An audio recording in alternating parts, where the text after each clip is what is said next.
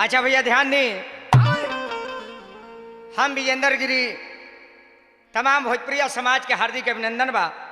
भाई बंधु माता बहन बेटी हर आदमी के, भोजपुरी भाषा भाषी के, हर व्यक्ति के, हर परिवार के लोग के हमारा तरफ से हार्दिक नमस्कार बा। आई सवेरे हुआ सबके तनी माता रानी के दर्शन के तरफ चल जाओ।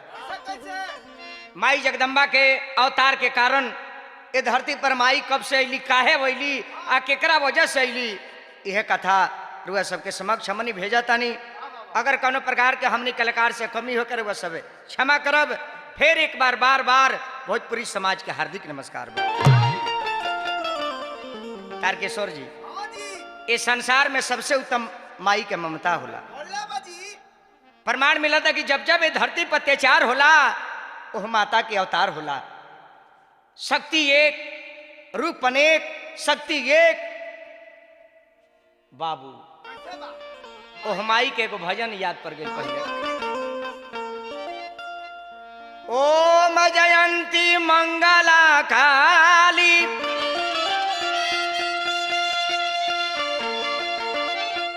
भद्रकाली कपालनी दुर्गा क्षमा शिवा धात्री स्वाहा स्वधा नमस्तुते। प्रसंग के पहले, कथा से पहले एक भक्त माई के दरबार में गइल बड़े, कहले कि हे माँ, गंगा एक घाट अनेक, शक्ति एक, रूप अनेक, माई गजब तहार माया बा। भक्त जाके माई के दरवाजा पर खड़ा बड़े, लइकवा कैसे बेचैन होके महतारी के जब देखेला तब बेटा के करीजा दरिया हो जाला। कहता लइकवा कि आइल बानी तहरे दुआरिया, माई खोला न केवरिया।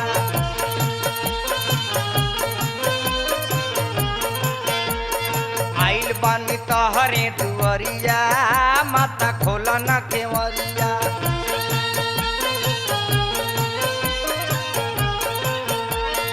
खोला न केवरिया देवी, खोला न केवरिया। खोला न केवरिया माता, खोला न केवरिया। दुआरा पखाड़ा बा भिखरिया, माई खोला न केवरिया।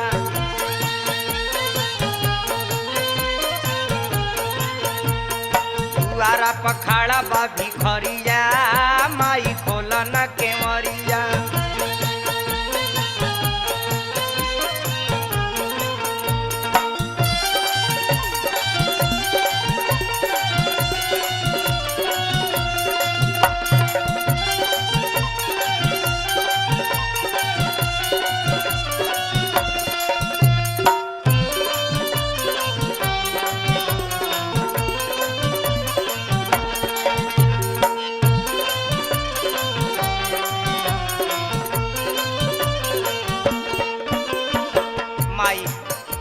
संसार में जितना तू कलाकार पैदा कैलू, सब कलाकार से तहार अनारी बुरबा कलाकार। यह दिन तारा कलाकार लोग के नंबर देवे के परी माता, तो सबसे हमरा के मूर्ख में तहार नाम, कि हमार नाम तारा दर्ज करे के परी। काहे कि तू जाना तारू पढ़नी न लिखनी न चल जानी डहरे। पढ़नी न लिखनी न चले जानी डहरे बानी हम गंवार बाकिर बेटा हई तोहरे बानी हम नारी बाकिर बेटा हई तोहरे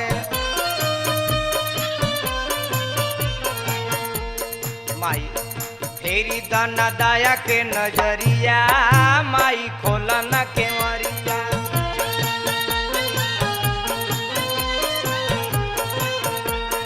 फेरी दाना दाया के नजरिया माई खोला न केवरिया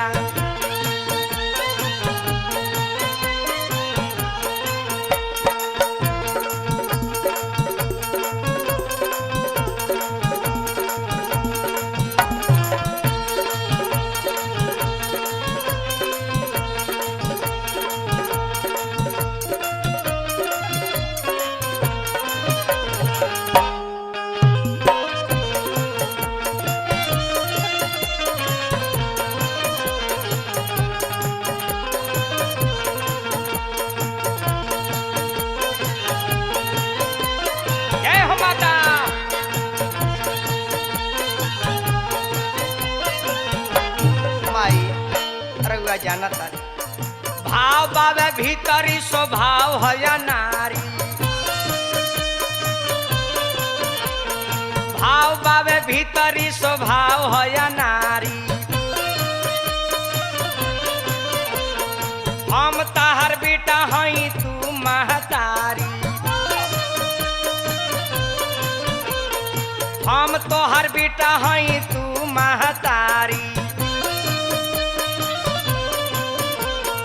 राखिला न गिरी के पगरिया माई खोला न केवरिया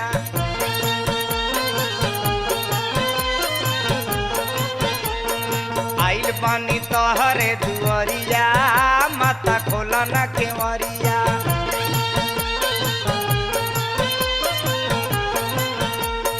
आइल बानी तोहरे दुआरिया माता खोला न केवरिया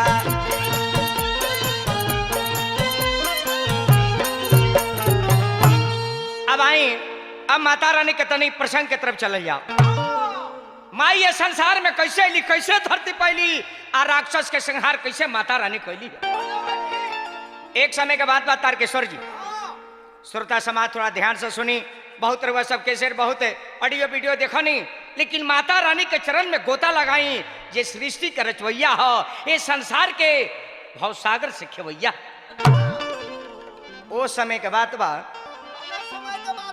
एगो राजा दनु नाम के रहले अच्छा अच्छा केकरा चलते माई अली एक कथा के सुनी के भाव से प्रेम से मनवा पवित्र हो जाई बाबू राजा दनु के दूगो बेटा रहले एगो के नाम रहे रंभ एगो के नाम रहे क्रम त एक समय के बात बा यह विचित्र बात बा कि दनु राजा के दोनों बेटा के मन में ही लालसा लागल कि हमरा संतान होई लेकिन शादी नहीं खे भाई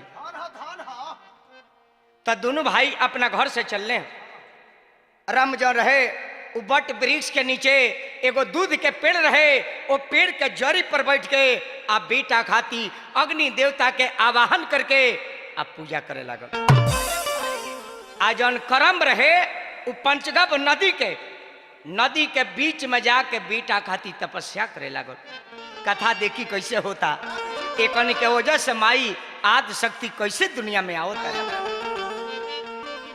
तार के सर हो त दोनों भाई धैले मन में ध्यान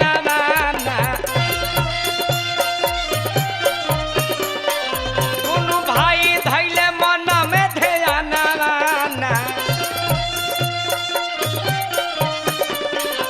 एगो पेड़ावा के नीचे एगो जालावा के पीछे एगो पेड़ावा के नीचे एगो जालावा के पीछे तब कर तारे बेटा के करनवाना पूजा कर तारे बेटा के करनवाना कहे गिरी बाबा गाई सभावा में माथा नाई कहे गिरी बाबा गाई सभावा में माथा नाई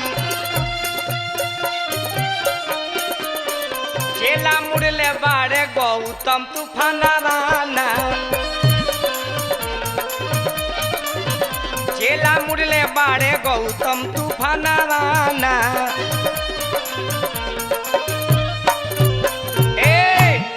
दोनों भाई लगले संतान खातिर तपस्या करे। एक भाई जौन रंभ रहे उबट वृक्ष के नीचे बैठल बा अग्नि देवता के आवाहन करके अग्नि देवता से बेटा खातिर तपस्या करता।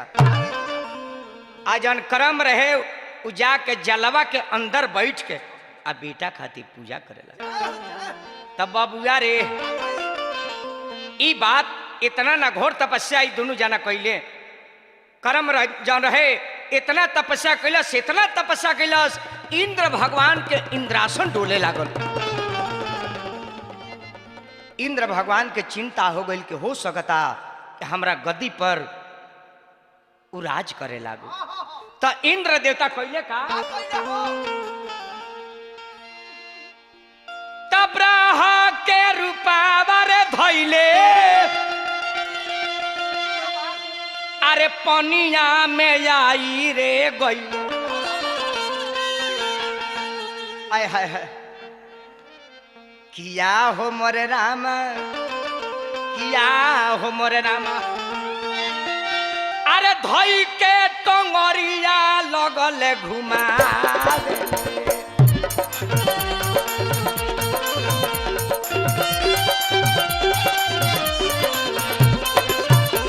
किया हो मोरे रामा धई के टंगरिया लगल घुमावे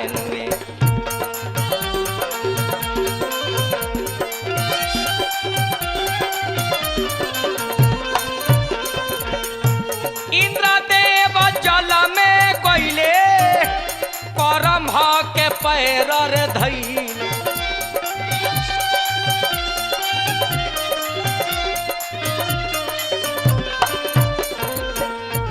इंद्रदेव जल में गईले करम के पैर धैले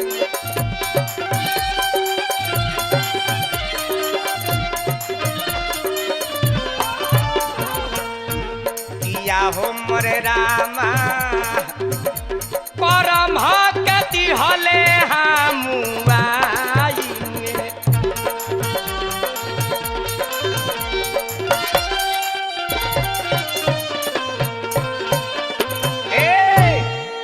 एक भाई जान कर्म रहे जल के अंदर ओकरा के इंद्र भगवान जाके पैर ध के आजेंगा दही महल जला ओहिंगा मह के जल में प्राण छुड़वा। एक भाई दुनिया से गई एगो जन पेड़ के नीचे रहल जन सोरी पर बैठ के तपस्या करते रहे अग्नि देवता के एकर तपस्या पूरा हो गई।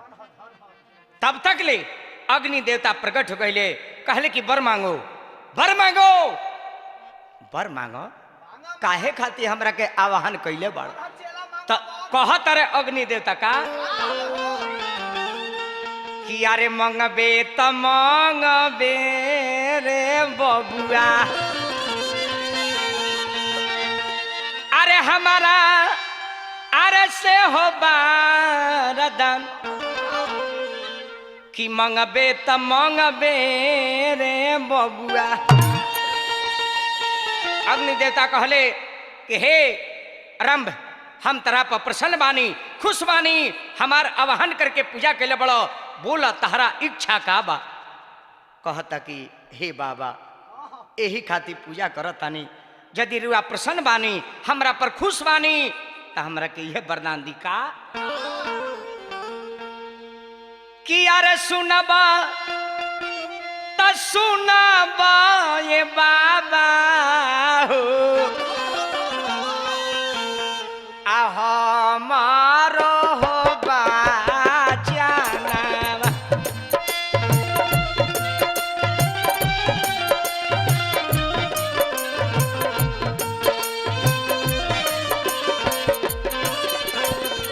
अग्नि देवता कहतर कि बोलो बोला तहार इच्छा का बा। तू हमरा के तपस्या से जीत ले बड़ा, हम बड़ी प्रसन्न बानी, तू जवन चाहबत तवन दे दे। कहले कि बाबा यदि खुश बानी तो सुनबा त सुनबा ये बाबा हो हमारो हो बा जाना।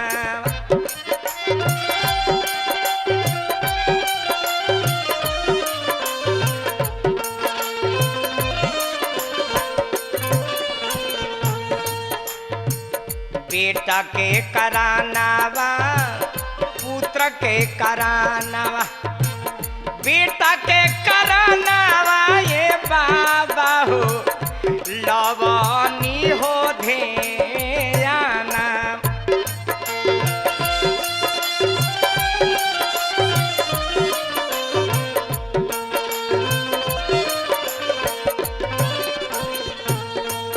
अरे देव बरदानावा ये बाबा हो होई ते होला लानावा।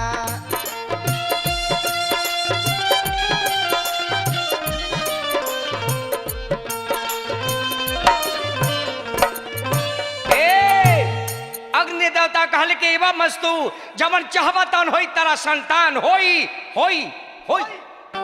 वृथा न जाहु देव ऋषि बानी, तुम जो चाहते हो मैं अवश्य प्रदान देता हूं कि तुम्हें पुत्र होगा, बहुत बहुत प्रतापी होगा, भाग्यशाली होगा।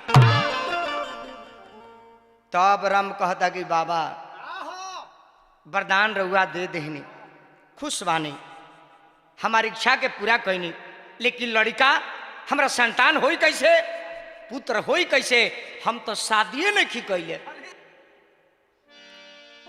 इतना बात जब अग्नि देवता सुने तो कहले कि देखो हम तोहरा के वरदान दे दिल बनी कि तहरा पुत्र होई। वृथा न जाहु देव ऋषि बानी, हम जौन कहतन अवश्य पूरा होई, तेरा पुत्र होई। कहले कि बाबा आखिर जब शादी नहीं कैले, हमरा औरत नहीं खे तो लड़का होई कैसे। कहले अग्नि देवता कि अब तो तहरा के दे चुकल बानी, एगो काम करो, हमरा पास से तपस्या करके तू जइब आ कौनो या जानवर होके या आदमी होके या पंछी होके, यानी कौनो भी औरत पर यानी नारी होके, नर होके मादा ना होके, ओकरा पर तहार सबसे पहले नजर पड़ जाई, उहे तहार औरत हो जाई। बड़ी विचित्र का वरदान मिल गई। अभी आंख बंद करके चलता कि ताके कब आता हमारा लायक के कोनो औरत लौकी तब। तो देखो तारकेश्वर जी कैसन लीला हो गई। अरे अब तो लीला बड़ा भारी हो गई, अरे भारी हो गई रे बबुआ, भारी हो गई रे, अब तो लीला बड़ी भारी हो गई। तो सोचता कैसन हमरा मिली हो ना नारी, कहानी बड़ा भारी हो गई।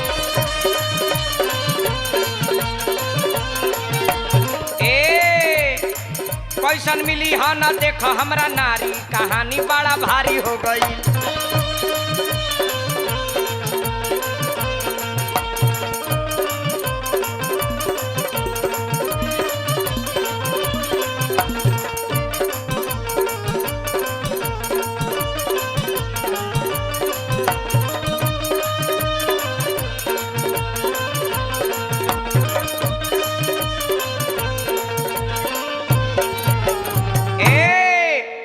रहिया में चलत आवे, अरे अखिया दबाई के, तब तक एगो संजोग करा लग देखो आई के। बसा भाई तले लीला बड़ा भारी हो गई, तले अब गवायो कर परले गो पाड़ी रे, अब लीला बड़ा भारी हो गई। तगिरी गावता रे, अरे गिरी गावता रे सच्चा बिहारी, अब लीला बड़ा भारी हो गई। बाबा गावता रे सच्चा बिहारी, अब लीला बड़ा भारी हो गई।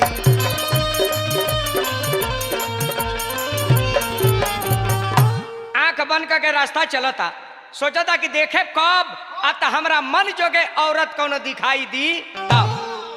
आंख बंद कैले बा चलता, आंख बंद कैले बा चलता, तब तक ले एगो पाड़ी यानी भैंस के बच्चा, पाड़ी ओकरे के वजह जौन कुंवारी रहेले वही के आदमी में कह जाला कुंवारी, आ भैंस में कह जाला कुंवारी के पाड़ी। उ पड़िया आवती तब तक ले आंखवा ओही जी खोल देता, कहलस कि यह हमरा करम में रहली रे। अब देखी है विचार, देखी भगवान के लीला देख, सोचलस कि जौन भी भइल अब त मुनि बाबा के अग्नि देवता के प्रधान बाकी जेकरे पर देख लेब नजर पड़ जाई, दृष्टि भोग हो जाई, उहे तहार औरत हो जाई। भाई देखलस जब पड़िया के त दृष्टि भोग हो गई। अब वो पाड़ी बेचारी जौन रहल वो गर्भवती हो जाती है, बड़ा बवाल बढ़ जाता। तब बाबू रे तरम भाव के मड़िया रे गईले, अरे पड़िया पर नजरिया रे परले कि बादशाह भाई हो, अरे पड़िया गर्भवती जब हो गईले। नजर परल, राम का नजर परल, उपाड़ी और है गर्भवती हो गई, ओकरा पेट में लड़का रह गई।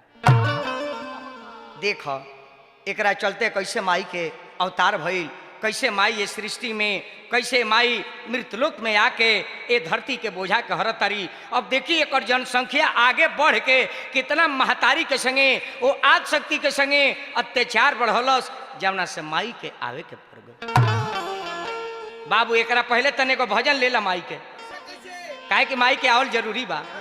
एगो भजन आ गई तारकेश्वर जी कि कहावा से अइली स्वरे सती मैया, कहावा से लक्ष्मी जी, कहावा से लक्ष्मी नु ये माई हो, ए माई हो कहावा से अइली पार बती मैया, सातो बहिना दुर्गा नु है।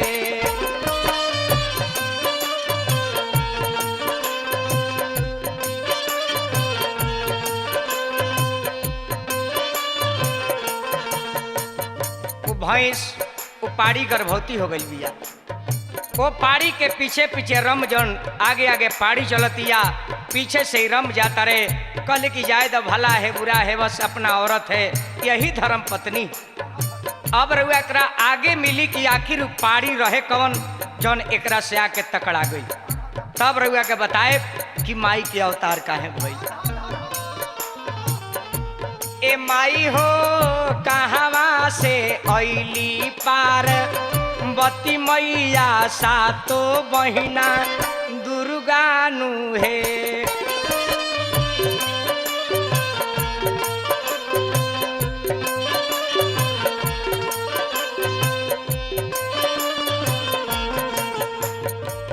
ब्रह्मलोक से अइली स्वरे सती मैया, विष्णु लोक से लक्ष्मी जी, विष्णु लोक से लक्ष्मी नु ये माई हो,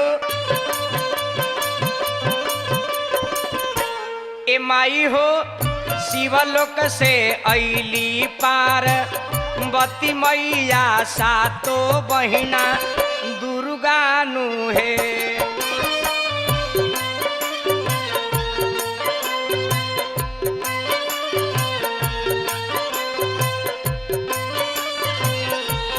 माई हो शिवलोक से अइली पार बती मैया, सातो बहिना दुर्गा नु है।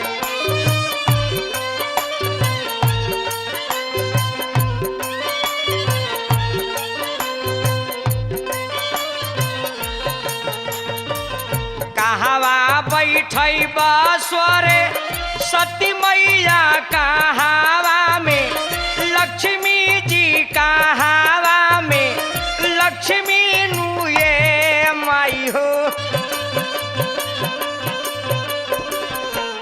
ए माई हो कहवा बैठई बापार बती मैया सातो बहिना दुर्गानु हे।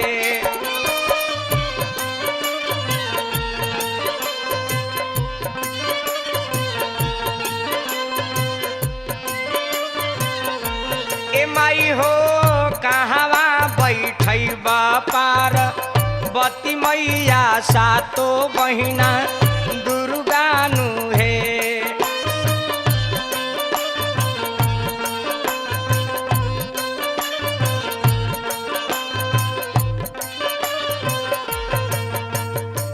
स्वर पर बैठई बा स्वरे सती मैया घरावा में लक्ष्मी जी घरवन में लक्ष्मी नुए माई हो।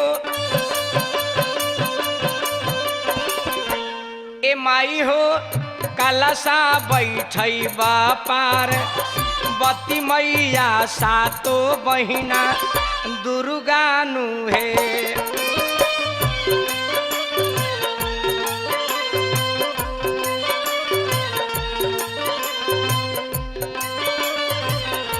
ए माई हो कलशा बैठई बापार बती मैया सातो बहिना दुर्गानु हे।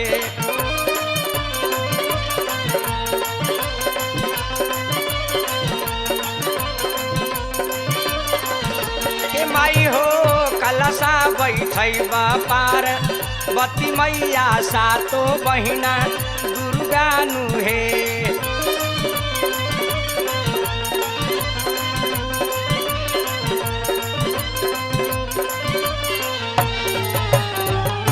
अब देखी सरकार बहुत विचित्र प्रसंग हो गई। अब वो भैंस के संगे ए रम के जौन बा पति पत्नी के संबंध जारी हो गई। आगे आगे पाड़ी चलती या पीछे से रम चलता रहे। वो भैंस के वो पाड़ी के मालूम नहीं खे कि हमरा पीछे काहे के लागल बा। अब एक आगे के प्रसंग रुआ सुने के मिली भाई हमरा तपेश्वर चौहान जी से। इन्हें से ही रम गई उन्हें से पाड़ी आई। वो पाड़ी कौन रहे कैसे इनका संगे दृष्टि भोग भई ई कथा हमरा बड़ भाई के मुखार बिंद से मिली। श्रोता समाज के बहुत बहुत हार्दिक अभिनंदन बा। देखी कि माई के कैसे अवतार भइल। माई के यहाँ अली आ पापी के संहार कैली। भाई जी से सेवा ली। जयकार बोली जा कहे के बका कहे के माई के कथा हो ऐसे माई के तनी जयकार बोलो। एक बाद भाई जी से आगे के प्रसंग सुने के मिली। तो कहे के का बा कि दुर्गा माई के अरे दुर्गा माई के जयकार यार तनी प्रेम से बोला ना।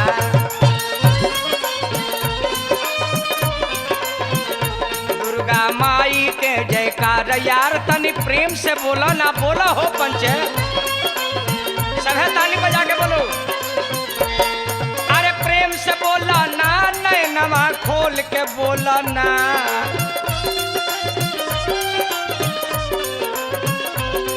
अरे प्रेम से बोला ना नजरिया खोल के बोला ना। भजली भजली माई के भजन हो। दुर्गा माई के जयकार यार तनी प्रेम से बोला ना।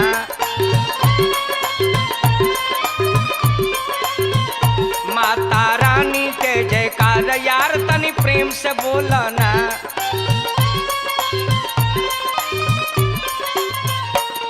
अरे प्रेम से बोला ना नयनवा खोल के बोला ना। बोली जा माइये के दियल हाथ। अरे प्रेम से बोला ना नजरिया खोल के बोला ना।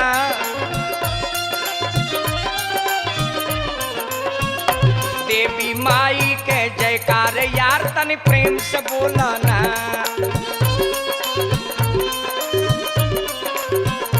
दुर्गा माई के जयकार यार तनी प्रेम से बोला ना।